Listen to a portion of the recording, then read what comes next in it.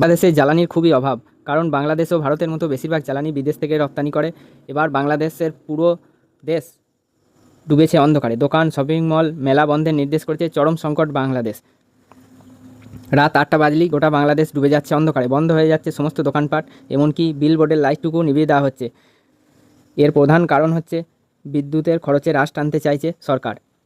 বুধবার সন্ধ্যায় বিদ্যুৎ, জ্বালানি ও খনিজ সম্পদের মন্ত্রকের একটি বিজ্ঞপ্তি জারি করে নির্দেশ দেওয়া হয়েছে এবং নির্দেশে বলা হয়েছে সকাল 11টা থেকে 8টা পর্যন্ত বাংলাদেশের সমস্ত কিছু ওপেন থাকবে।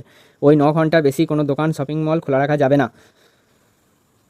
এর প্রধান কারণ হচ্ছে জ্বালানি সংকট। এই ভয়াবহ রূপ নিয়েছে কারণ বাংলাদেশ খুবই ছোট দেশ এবং নিজেদের যে টাকা তার ক্ষমতাও অত্যধিক বেশি নয়, রিজার্ভ নেই। তাই তেল এখন যে $100 কাছাকাছি, তাই বেশি তেলও কিনতে পারছে না। তেল মানে কাঁচা তেল বলতে চাইছি। আবার বাংলাদেশের তেল কিনলে খরচাও বেশি পড়ে, কারণ ট্রাভেল কস্ট আরও একটু বেশি লাগে।